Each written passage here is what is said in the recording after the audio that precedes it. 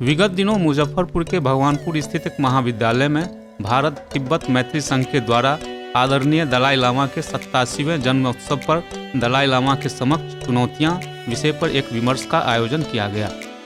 इस कार्यक्रम में बतौर मुख्य अतिथि संघ के अध्यक्ष डॉक्टर विकास नारायण उपाध्याय, संघ के बिहार चैप्टर के अध्यक्ष डॉक्टर हरेंद्र कुमार, कार्यक्रम संयोजक प्रभात कुमार शाही, डॉक्टर सुरेंद्र कुमार समेत काफी संख्या में बुद्धिजीवी एवं गणमान्य लोग उपस्थित थे।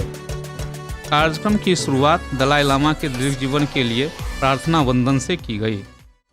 देशी विदेशियों का मस्जिद ये है हमारा, मानव का धर्म क्या है, मिलती है राह जिसमें, चाहता भला सभी का, गिरजाए है हमारा। संतों की ऊंच वाणी, सब जन है बहन भाई सारे, सब देवता समाता, गुरुद्वारा है हमारा। इस अवसर पर आए शिक्षाविदों ने दलाई लामा के समक्ष चुनौतियां विषय पर विमर्श में अपने अपने विचार व्यक्त किए। आइए देखते हैं इन लोगों के विचार। हम लोग भारत तिब्बत मैत्री संघ लगातार तिब्बत की आज़ादी के लिए संघर्ष कर रहे हैं। हम आप इस सब संघर्ष में हम तमाम साथियों से आग्रह है कि आप तमाम साथी भारत तिब्बत मैत्री संघ के साथ जुड़ कर के इस मुहिम को आगे बढ़ाएं एवं दलाई लामा जी दीर्घायु हों, इसकी हम कामना करें। आज के दिन हमारे लिए बड़ा ही सौभाग्य का दिन है कि परम पावन दलाई लामा जी का हम जन्मदिन मना रहे हैं। हम भगवान से कामना करते हैं, हम ईश्वर से प्रार्थना करते हैं कि आदरणीय दलाई लामा जी, परम पावन दलाई लामा जी दीर्घायु हों और उनका आशीर्वाद हम तमाम लोगों को मिलते रहे। तिब्बत की जो संस्कृति, अस्मिता और जो उसके प्राकृतिक जो उसकी महत्व है वो अगर समाप्त हो जाएगा तो ऐसे तिब्बत भूखंड को लेकर के हम लोग क्या नहीं करेंगे। इसलिए निर्वासन की अवधि में ये पूरा प्रयत्न हमको करना है कि तिब्बत की जो मूल संस्कृति है, मूल जीवन पद्धति है, उसको हम लोग जिंदा रख सकें और जिंदा रखेंगे तभी जा कर के तिब्बत की आज़ादी जब कभी भी होगी तो तिब्बत को सही रूप में हम प्राप्त कर सकेंगे। मैं मुख्यतः आपसे 3 बिंदुओं पर विचार करूंगा। पहला, और ये तीनों बिंदु दलाई लामा जी के व्यक्तित्व से संबंधित हैं और उनका विश्व की राजनीति और विश्व के चिंतन में क्या स्थान होना चाहिए उससे संबंधित है। पहला बिंदु उनके धर्म के प्रति आस्था और जो तिब्बत संस्कृति है, जो तिब्बत विचार है, जो बौद्ध धर्म है, उससे संबंधित उनकी आस्था, उनके विचार और उनसे हम व्यक्तिगत जीवन में क्या सीख सकते हैं, इससे संबंधित है।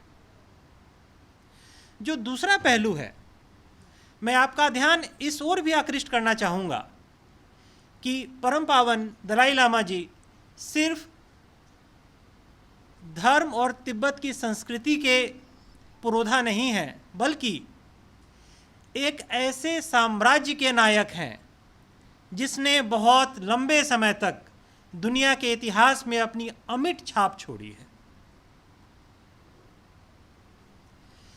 और जो तीसरा पक्ष मैं आपके सामने लाने की कोशिश करूंगा वह विश्व की राजनीति में और जो हमारी वर्तमान विश्व की राजनीति है उसमें हम परम पावन दलाई लामा जी के सिद्धांतों को अपनाकर कैसे एक बेहतर वैश्विक व्यवस्था की तरफ जा सकते हैं। 87वें जन्म दिवस पर हम लोग यहाँ उपस्थित हैं। उनकी जिंदगी को दीर्घायु करने के लिए प्रार्थना हम लोगों ने किया है, आगे भी करेंगे कि वह लंबे समय तक और भी इस धरती पर रहें और जो उपदेश, जो उनका ज्ञान है, जो उनका इस देश के प्रति और अपने तिब्बत वासियों के प्रति और दुनिया के प्रति जो उनका करुणा है, प्रेम है, और जिस ज्ञान को आगे बढ़ाना चाहते हैं,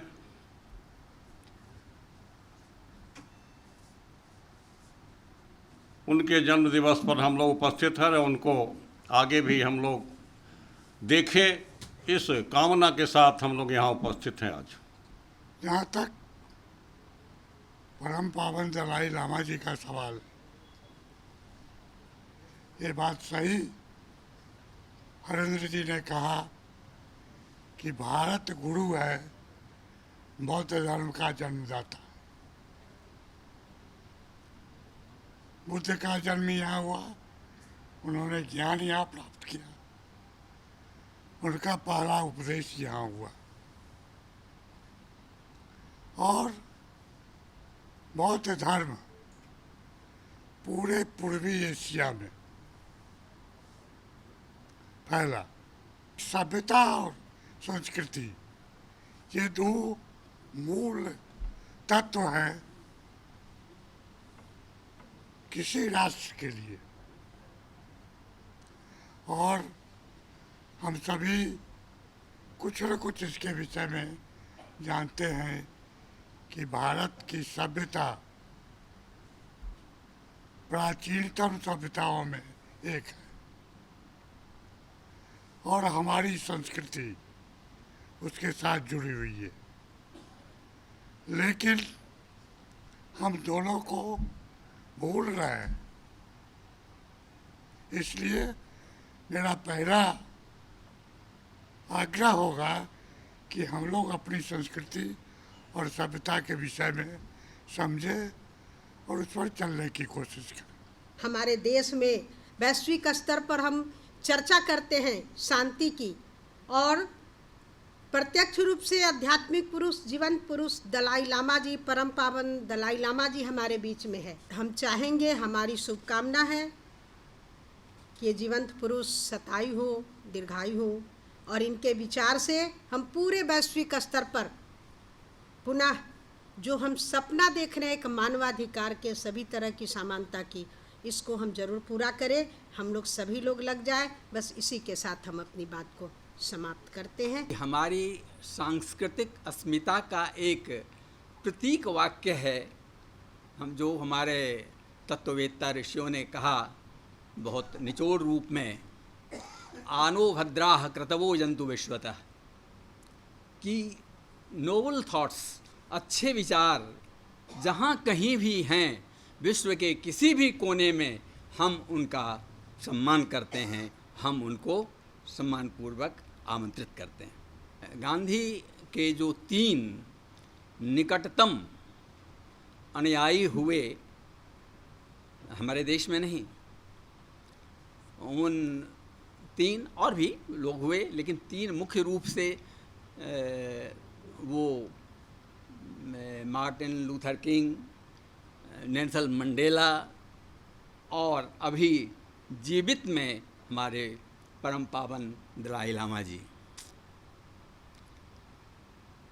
तो जिस द्वंद्व से एकांत की ओर की बात अरविंद मिश्र जी ने कही है, उन्होंने तो सिर्फ संकेत किया है और उसकी व्याख्या का ना समय है और ना ही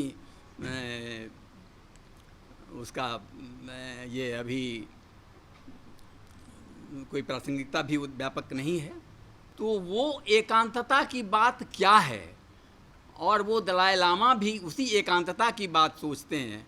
हमने उन्हें आध्यात्मिक पुरुष कहकर संबोधित किया है, हमने उन्हें धार्मिक पुरुष कहकर संबोधित किया है। हमारे जो पुराने चिंतक रहे हैं, दृष्टा रहे हैं, उन लोगों ने ये कहा कि धर्म की बात, अभी के धर्म की बात नहीं कर रहा हूँ, वो धर्म जो सही रूप में धर्म है, उस धर्म के 10 लक्षण गिनाए, जिन लक्षणों में से मुख्य रूप से दया, करुणा, क्षमा, सहिष्णुता, ये सारी चीज़ें हैं। तो इन सारी चीज़ों को लेकर हमारे दलाई लामा जी धार्मिक हैं और वो चाहते हैं कि मानवीय संवेदना का संवाहक बनकर सारे विश्व की शांति में विश्व में किस तरह शांति की स्थापना की जा सकती है, जिस तरह गांधी ने सोचा था। दलाई लामा जी के जो समक्ष चुनौतियां हैं, वो चुनौतियां आज वैसे प्रत्येक आदमी के लिए है जो अपने जीवन पर्यंत या तो सृजन करता है या सृजन को सोचता है। दलाई लामा जी का पूरा जीवन, जब वो भारत आए, भारत आने से पहले जो उनके बारे में थोड़ी बहुत जानकारी मिलती है, या उसके बाद उनका जो प्रयास है, या हमारे परंपरा में, भारतीय परंपरा में गांधी जी जिस सत्याग्रह को लेकर चले थे और सत्याग्रह का एक अटूट मार्ग सहिष्णुता, जिसके ऊपर उनका पूरा जीवन केंद्रित रहा और सहिष्णुता को लेकर ही आगे बढ़ते रहे और पूरे दुनिया का ध्यान आकृष्ट करते रहे उस तिब्बत के सृजन की ओर। उस तिब्बत के सृजन के राह में अब जबकि वो 87 साल के जैविक आयु में है, वो अपने बारे में सोच सकते हैं, अपने बारे में जो चिंतन कर सकते हैं, और शायद उन सभी बातों के बारे में हम लोग भी सोच सकते हैं और चिंतन कर सकते हैं, और हमारा विषय भी उन्हीं बातों पर आधारित है, ऐसा मैं मानता हूँ। अभी वर्तमान में हमारे समक्ष जो दलाई लामा जी हैं, ये 14वें दलाई लामा जी हैं। 1935 में इनका जन्म हुआ आज ही के दिन, और 1956 में ये पहली बार भारत आए थे पंचम लामा जी के साथ। कई जगह उन्होंने भ्रमण भी किया। फिर जब चीन का अतिक्रमण हुआ तिब्बत पर, तो 59 के बाद से लगातार इसी देश में वो अपना निवास बना लिए। कई जगह तक उन्होंने भ्रमण किया। फाइनली उन्होंने अपना स्थान हिमाचल प्रदेश में धर्मशाला को बनाया। दलाई लामा जी के समक्ष चुनौतियों पर हम लोग विचार कर रहे हैं। मेरे समझ से अभी दलाई लामा जी के जीवित रहते सबसे बड़ी चुनौती उनके सामने तिब्बत के उस लामा व्यवस्था को नियंत्रित करना और उस व्यवस्था में सुधार करना है।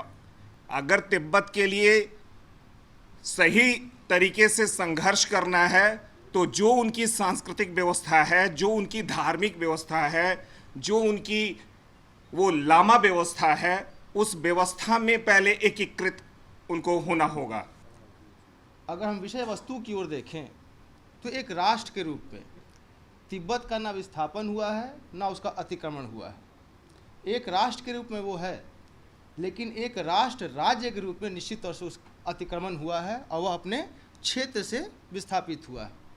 राष्ट्र जिसे हम कहते हैं कि वह एक इमेजिन कम्युनिटी है, जिसके लिए एक देश की ज़रूरत नहीं, वो एक जो वी फीलिंग है, तमाम बातें हुई हैं उसकी। तो एक राष्ट्र के रूप में वो जीवित है, एक राष्ट्र के रूप में वो अभी भी अपने आप को परिष्कृत कर रही है। जैसा कि अर्धेंदु जी ने भी कहा कि द्वंद्व और उसके एकात्मकता की जो बात है, तो यह जो द्वंद्व उत्पन्न हुआ, इसने भी कहीं ना कहीं विश्व राजनीति को और इस तिब्बत के प्रश्न को कहीं ना कहीं विश्व के पटल पे प्रस्तुत किया। दूसरी बात हुई उस घटना की कि राजनीति में, खास करके अंतर्राष्ट्रीय राजनीति में जो शब्दावलियाँ हैं, उनका भी बड़ा विशेष महत्व है। जैसे hard politics, related to sovereignty की बात कर सकते हैं, युद्ध की बात कर सकते हैं। लेकिन इस अतिक्रमण ने सॉफ्ट पॉलिटिक्स को भी जन्म दिया। संस्कृति के बारे में, समाज के बारे में, अर्थव्यवस्था के बारे में, कल्चर, इकोनॉमी, जिसे हम अंतर्राष्ट्रीय राजनीति में सॉफ्ट पॉलिटिक्स के रूप में डिसाइड करते हैं, डिफाइन करते हैं। तो कहीं ना कहीं इस परिघटना ने पूरे तरीके से अंतर्राष्ट्रीय राजनीति और राजनीति के जो कई आयाम हैं, उन आयामों को ओपन किया है। मुख्य चुनौती जो दलाई लामा जी के समक्ष अभी है वो है कि ये तिब्बत मुक्ति आंदोलन या तिब्बत मुक्ति साधना जो चल रही है उसको आगे आने वाले पीढ़ियों के बीच में उसका हस्तांतरण कैसे किया जाए। लोगों ने अनेक बातों को रखा, लोगों ने जो लामा व्यवस्था के बारे में भी टिप्पणी की, तो इन सारी समस्याओं पर दलाई लामा और उनके समकक्ष जो उनकी जो पीढ़ी है जो इस आंदोलन का नेतृत्व कर रही है उनके समक्ष भी ये चुनौतियां हैं, ये विषय हैं और उसका वो लोग उसमें उसका परिमार्जन कर रहे हैं और नई रास्तों की तलाश कर रहे हैं और वहाँ भी वह लोकतांत्रिक व्यवस्था को स्थापित कर रहे हैं जो कि धर्मशाला में जो तिब्बतियों का जो विस्थापित लोगों की जो संसद है या वहाँ से जो उनकी एक सरकार काम करती है वह अब उसमें भी लोकतांत्रिक मूल्यों को का समावेशन किया जा रहा है। जो अगली पीढ़ी है क्या वह दलाई लामा के द्वारा जो बताए गए अहिंसक सिद्धांत हैं, मूल्य हैं या अहिंसक प्रतिकार की जो पद्धतियां हैं उसको अपनाएंगी, उसको टिकाए रख पाएंगी या नहीं पाएंगी। यह चुनौती दलाई लामा जी के सामने है और दलाई लामा और उनके सहयोगी उस पर निरंतर काम कर रहे हैं और हम लोग इसीलिए चाहते हैं कि दलाई लामा भी लंबे समय तक इस दुनिया में रहें, क्योंकि आज के दिनों में सत्य, अहिंसा जो गांधी का मूल मंत्र था उसकी एकमात्र जीवित प्रतिरूप दलाई लामा है। देश दुनिया के लिए उनका रहना बहुत आवश्यक है, तिब्बत मुक्ति आंदोलन के लिए तो रहना उनका अनिवार्य है। इन्हीं सब बातों के साथ धन्यवाद। एक अनोखी पाठशाला, एक अनोखी पहल।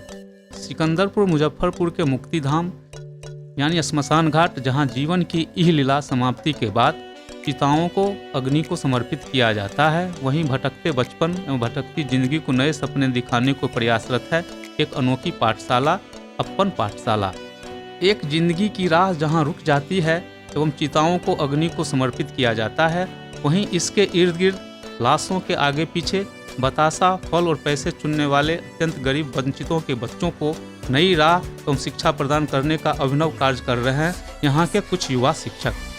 कहा जाता है अगर मन में कुछ करने को दृढ़ संकल्प कर लें तो वह कार्य निश्चित रूप से संपन्न हो जाता है।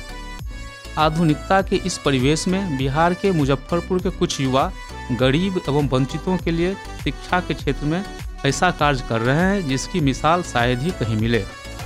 यहाँ श्मशान घाट में कुछ युवा साथियों के साथ मिलकर सुमित कुमार स्थानीय स्लम बस्ती एवं गरीब बच्चों के बीच शिक्षा का लौ जलाने का उत्कृष्ट कार्य कर रहे हैं। इस पाठशाला में इधर उधर भटक रहे बच्चों को श्मशान घाट के बरामदे पर निःशुल्क शिक्षा दी जाती है। सर्वप्रथम इसकी अवधारणा इस विद्यालय के शिक्षक सुमित कुमार के मन में आई। सुमित कुमार बताते हैं कि जब 2017 में हम यहाँ आए थे अपने मित्र के दादाजी के पार्थिव शरीर के साथ, तो कुछ बच्चों को देखे जो इधर उधर भटक रहे थे, तो उनमें से एक को बुलाकर पूछे, शिवा था, अरे तो इससे पूछे कि भाई तुम लोग पढ़ते नहीं हो क्या? तो नहीं सर, पढ़ लिख के क्या होगा। तब से मन में जगी कि क्यों नहीं इन बच्चों को पढ़ाया जाए। और पैसे के अभाव में लोग पढ़ाई छोड़ देते हैं, तो हमने यह सोचा कि क्यों नहीं इन बच्चों को एकत्रित करके पढ़ाया जाए। तो शुरू में जब हम यहाँ पढ़ाने के लिए सोचे तो अशोक भैया हैं निगर निगम के कर्मी, तो इनसे हम बात की कि भैया हम पढ़ाना चाहते हैं यहाँ पर। तो कहे कि ठीक है सर, आइए पढ़ाइए, कोई दिक्कत नहीं है, लेकिन बच्चे पढ़ पाएंगे? हम कहे बिल्कुल पढ़ पाएंगे। तो 2017 में 2 बच्चे, 4 बच्चे, 10 बच्चे, आज स्थिति यह है कि 138 बच्चों का नामांकन है और 100 से अधिक रोज आते हैं। बच्चों में यह जिज्ञासा है, कुछ इंजीनियर बनना चाहते हैं, कुछ डॉक्टर बनना चाहते हैं, कुछ टीचर बनना चाहते हैं। और यह बच्चे जो हैं इनको 4 कैटेगरी में हम बांट सकते हैं, क्योंकि इनसे पूछे कि तुम्हारे माता पिता क्या करते हैं, तो इसमें से कुछ ऐसे बच्चे हैं जिनकी माता घर घर चौका बर्तन करती है, कुछ ऐसे बच्चे हैं जिनकी माता सब्जी बेचती है, कुछ ऐसे बच्चे हैं जिनके पिताजी लोग घर घर में काम करते हैं जो घर बनाने का काम होता है, कुछ ऐसे बच्चे हैं जिनके पिताजी शव जलाते हैं, और कुछ ऐसे बच्चे हैं जो पहले कचरा चुनते थे। तो इन बच्चों को एकत्रित करके आज पढ़ाते हैं। शुरू के दिन में जब पाठशाला प्रारंभ करने से पहले इन बच्चों के बारे में हमने देखा तो कुछ बच्चे इधर उधर भटक रहे थे, कुछ बच्चे शहर में, जितने भी शहर हैं उस शहर में कुछ बच्चे कचरा चुनते हैं। तो इसीलिए इन बच्चों को एकत्रित करके, इसमें समस्या सबसे बड़ी यह थी कि इन बच्चों को एक साथ बैठाना। जब हम शुरू में आते थे तो देख के भागते थे कि सर अलौरे भाग यहाँ से, तो इन लोगों को बुलाना, इनके घर जाना, बीच में इधर से पहले रास्ता थी तो बच्चे के घर घर जाकर उनके गार्जियन को कहना कि भाई आप भेजिए। महीना में एक दिन इनके पेरेंट्स को बुलाते हैं कि आप आइए, आपके बच्चे में क्या परिवर्तन हुआ है, पढ़ रहे हैं कि नहीं पढ़ रहे हैं। तो पहले गार्जियन भेजने से कतराते थे कि यहाँ भेजे कि नहीं भेजे, मुक्ति धाम है, लेकिन अब गार्जियन हमसे ज़्यादा वो लोग एक्टिव हैं और समय से इन लोग को भेज देते हैं। हमारे आने से पहले ही लोग आके बैठे रहते हैं। 4 बजे से 7 बजे तक पाठशाला चलती है। हमारी यह इच्छा इसलिए है पढ़ाने की, क्योंकि हमने देखा है कि पैसे के अभाव में पढ़ाई कैसे नहीं होती है। तो जो भी छात्र हैं जो मैट्रिक कर लिए, इंटर कर लिए हैं, तो ऐसे शहर में या गांव में बहुत सारा मोहल्ला है जहां बच्चे नहीं पढ़ पाते हैं धन के अभाव में या फिर गाइडलाइन के अभाव में। तो उन लोगों से हमारा आग्रह यह होगा कि 1 घंटा समाज के लिए समय निकाले। देश के निर्माण में कल यही बच्चे आगे चलकर देश का निर्माण करेंगे, कुछ नेता बनेंगे, कुछ जज बनेंगे, कुछ डॉक्टर बनेंगे। तो समाज के उन लोगों से जो प्रबुद्ध हैं, समाज पढ़े लिखे हैं, 1 घंटा जो समाज को दें ताकि बच्चों का निर्माण हो। जो आर्थिक रूप से सक्षम है, जो ऐसे लोग पढ़ाते हैं उनको आर्थिक रूप से मदद करें ताकि उनके आने जाने का पेट्रोल या फिर इस तरह से खर्च जुट जाए और आगे वो पढ़ाएं। अब हमारे साथ हैं एक और युवा शिक्षक सुमन सौरभ।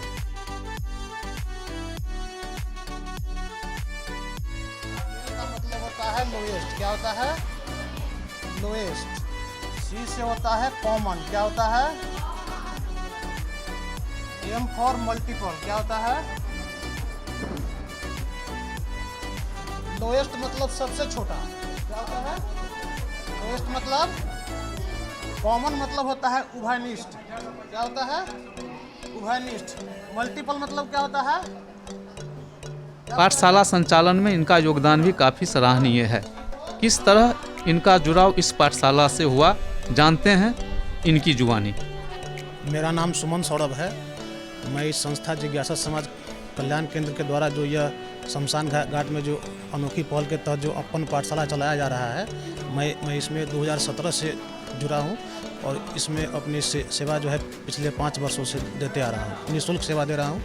यहाँ के बच्चों को लाना, यहाँ बैठाना और उनको निःशुल्क शिक्षा देना, यही जो है संस्था का उद्देश्य है। बच्चे अभी लगभग 138 है। शुरुआत के दिनों में 2 बच्चे, 3 बच्चे, 4 बच्चे ऐसे आते थे। नहीं भी आते थे तो उनको घर से लाकर हम लोग जो है बैठा कर पढ़ाते थे उनको। पढ़ाई करने वाले बच्चे काफ़ी खुश एवं उत्साहित नजर आ रहे हैं। यहाँ के बच्चे डॉक्टर, इंजीनियर एवं शिक्षक बनकर समाज सेवा करना चाह रहे हैं। हमारी टीम ने कुछ बच्चों से बात की है। क्या कह रहे हैं ये बच्चे, क्या है इनकी सोच, कैसी है इनकी आर्थिक स्थिति, किस माहौल में एवं कैसी परिस्थिति में शिक्षा ग्रहण कर रहे हैं, इससे पहले इनकी क्या क्रियाकलाप थी, जानते हैं इन बच्चों की कहानी इन्हीं की जुबानी। निधि कुमारी दुकानदार हैं। दुकान में क्या करते हैं? चाय पत्ती का दुकान में काम करते हैं। रानी कुमारी पिताजी क्या करते हैं? वह बाजार में ठेला चलाते हैं और मजदूरी का काम करते हैं। इंजीनियर बनना है। अपन पाठशाला मुक्ति धाम, यहाँ जिंदगी का हर एक लम्हा ख़त्म होता है। निशा कुमारी घरामी का काम करते हैं। भूगोल पढ़ाया जाता है, विज्ञान, इतिहास, गणित। सोनल कुमारी। आपके पिताजी क्या करते हैं? घरामी के काम करते हैं, राजमिस्त्री के काम करते हैं। पढ़ाई करके क्या करना चाहती है? शिक्षक बनूँ, टीचर। अंश कुमार चाय पत्ती का दुकान करते हैं। अच्छा, पढ़ लिख कर क्या करना चाहते हैं? इंजीनियर। इंजीनियर बनना चाहते हैं। इंजीनियर क्या करता है? कोई रहता है सॉफ्टवेयर इंजीनियर से रहता है, वही बनता है। यहाँ पर लाश जलता है। मुस्कान। ABCDEFGHIJKLMNOPQRSTUVWXYZ। मेरा नाम अजीत कुमार, मेरा पिता का नाम अजय शाह। मैं यहाँ 5 महीना से पढ़ता हूँ। मेरा पापा ठेला चलाता है। इधर उधर भटक रहा था, मैं सर आया है तब क्या कह रहे, ये बच्चा क्या कर रहा है, तो कहे सर फल लूटे। क्या कहे सर पढ़ेगा, तो हम कहें सर पढ़ाइएगा, पढ़ देंगे। मेरा नाम है शिवजी। पहले हाथ से जराते थे। पहले हम भतक उसते भतक रहते तो सुमित सर आया कुछ पढ़ना है तो हम बोले पढ़ा दीजिए। तो सुमित सर पढ़ा रहा था ना तो हम आके पढ़ रहे तो गाड़ी के साथ जा रहे थे मुक्ति रथ के साथ फूल से बांध देते। इस प्रकार हम कह सकते हैं कि यहाँ के बच्चों का हौसला काफ़ी बुलंद है, जो आगे चलकर इंजीनियर, डॉक्टर एवं शिक्षक बनकर समाज की सेवा करना चाह रहे हैं। ये अपन जो पाठशाला है ये 2017 में हमारे सुमित सर किसी मंजिल में आए हुए थे। उन्होंने देखा कि जो मंजिल जो आ रही है यहाँ पर उसमें काफ़ी मोहल्ले के बच्चे जो है वो फल उल या बतासा उतासा बीन के वो अपना मतलब कि बीनते थे। पता लगाए तो ये बच्चे स्कूल नहीं जाते थे। उनको मन में हुआ कि बच्चे को कम से कम शिक्षा ज़रूरी है। जब वो आए घूमे, मोहल्ले के लोगों काफ़ी जागरूक भी नहीं हुए, लेकिन तब भी वो पीछे कदम नहीं उठाए। शुरू में 2 बच्चे ही आए, 3 बच्चे आए, 4 बच्चे आए। फिर हम लोग भी मोहल्ले में जाके सब बच्चों को बोले, उनके गार्जियन से भेंट किए और बच्चे धीरे धीरे आने लगे। और मतलब कि आज के डेट में ऐसा है कि कम से कम 100-125 बच्चे आज उपस्थिति यहाँ है। और हम लोग का यही रहता है कि बच्चे को मतलब कि इसको उपस्थिति यहाँ पर दर्ज करा देते। सर 4 बजे से लेकर और 7 बजे तक ये पाठन की कार्यक्रम होती है।